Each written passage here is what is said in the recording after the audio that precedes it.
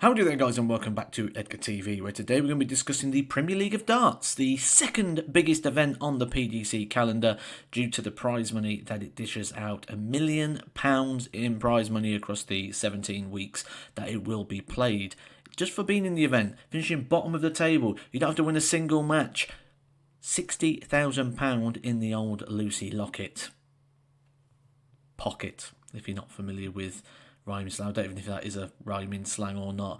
£275,000 for the player who finishes top of the league. And one thing we've seen over the years is the evolution of the format. And the recent format has come under a little bit of scrutiny. We've seen the format go to a league phase after the knockout phase, which some people have enjoyed and some people haven't. And it's caused quite a bit of a debate on social media. Now, the PDC, not too long ago, sent out an email to everybody on their database saying that you've got potential to win a ticket to the Premier League just by letting us know your feedback as a viewer if you watched the Premier League at home.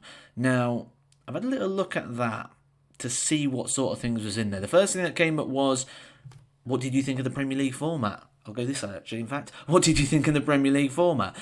Personally, I preferred the old Premier League format. Now, the reason for my preference on this choice is purely down to the fact of the draw. That was my favourite thing about the Premier League. We didn't always have to have a winner. Now, some people would have hated that factor because you always want a conclusion to sport, and in that case, not. But I just think it added a different dynamic that you don't get from other darts matches. Now, the other questions when you go a little bit deeper into this would be regarding how much you watched the Premier League. Did you find it more entertaining that we had a winner crowned on every single night? Did you find it more entertaining that you got the opportunity to see the players that are winning a little bit more often? Seeing what your sort of viewership was like in terms of, would you have stayed to the end, or did you watch to the end? Did you only watch the first bit? Interesting as well that it speaks about players, and if you thought that the player selection was quite important in regards to the Premier League, because there was a lot of debate, and there always has been a lot of debate in regards to the Premier League selection. Certain people saying, oh, well, this player's in because of this reason, or there was a lot of people say, for example, Dimitri Vandenberg in because of the dancing side of things, and people like Damon Heta at the moment. Is he trying to angle for a Premier League spot at the moment by the walk-ons? So it's interesting as well that they're looking into those selections and those individuals, because, again, a lot of people thought Luke Humphries. I, for one, thought Luke Humphries was a certainty to be in the Premier League this year. But then Chris Dobey winning the Masters, I think, probably took Luke out of position. I think if it wasn't for Dobey winning that Masters, I think Luke Humphries would have been in position. That's another update we've got in this video, that the Masters actually comes after the start of the Premier League campaign, so that will not be an issue. But the thing we're going to really pick up on here is the format, and we've got confirmation. The confirmation came from Online Darts. If you're not familiar with Online Darts, go check them out. If you like your interviews, this is the one place to go for your interviews. They literally, at every single event, all the big TV events, lots of exclusive interviews, along with interviews that they go to different exhibitions, and very, very hard-working channel. Get you everything you need to know. So go check those out if you want interviews like this one I'm about to show you in a second with Matt Porter. The full uncut footage is on there. It's about 30 minutes long. It's a great listen, but let's listen to what he's got to say about the Premier League. On the Premier League, obviously we've got the dates and we know where we're going. In terms of format and everything like this, I'm guessing that you'll have looked at the data from this year's format, and how are we looking, and do we think there's going to be changes to the format? No, we're not looking at anything significant this year.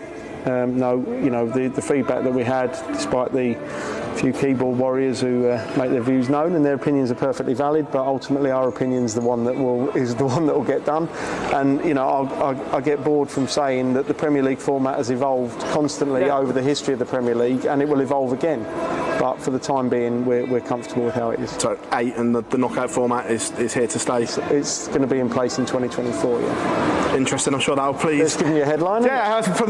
Thank you very much, Matt. Not only have you given the headline there to Phil Bar's Online Darts, but you gave me a video that I can make about the Premier League, because the key thing that we pick out there is the format guarantee, saying it will be here in 2024. Now, that format that's been in place is an 8-player knockout phase. Basically a little bit like you get with the World Series. So a quarter-final, semi-final, and final, all to be played on the one night to guarantee you a winner of the evening.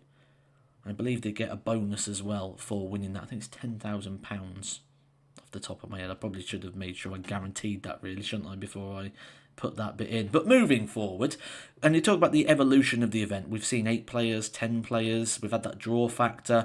We've also had the contenders. Now, the contenders was something I really liked, and in the future would love to see come back. It gave us players like Luke Humphries, who was the first player to win as a contender. Chris Dobie, who's just had a campaign as a full-time Premier League player. Glenn Durrant had a full campaign, ended up winning the Premier League as well. So loads of players have come from this contendership, which is something that maybe we'll see come back. Now, I do think speculation.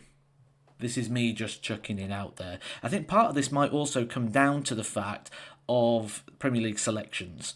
Now, it spoke about the players in there. This is going to have to be something that's really watched, because with certain events now and how it's all changing, and sort of like midweek pro tours, European tour qualifiers. Last year we had a player like Chris Dobie, who was outside of the top 16, qualify for the Premier League.